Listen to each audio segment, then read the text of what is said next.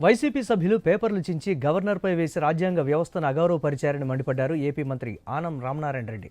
మాజీ సీఎం జగన్కు రాజ్యాంగంపై గౌరవం, ప్రజలపై సదాభిప్రాయం లేదన్నారు. అసలు వైసీపీకి రాజకీయ పార్టీగా కొనసాగే నైతిక హక్కు లేదన్నారు ఆనం. జగనే స్వతహాగా రాజకీయాల నుంచి తప్పుకుంటే మంచిదని సలహా ఇచ్చారు. జగన్ సమయంలో వైసీపీ ప్రభుత్వం చేసిన అప్పులు తీర్చాలంటే కూటమి ప్రభుత్వానికి 20 ఏళ్లైనా సరిపోదన్నారు.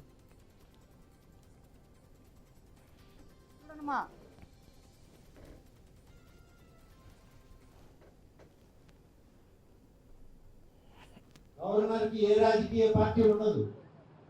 అటువంటి గవర్నర్ ప్రసంగాన్ని కూడా అడ్డుకొని గవర్నర్ గారి మీద, గవర్నర్ గారి వ్యవస్థ పైన కూడా బురద జల్లే కార్యక్రమం చేశారు.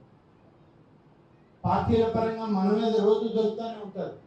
మనం కడిగేసుకుంటూ ఒక మంచి సమాజాన్ని ఏర్పాటు చేసుకోవాలనేది మన ఉద్దేశం. కానీ ఇవాళ ఉన్న వైసీపీ నాయకత్వానికి అవేవి పట్టవు.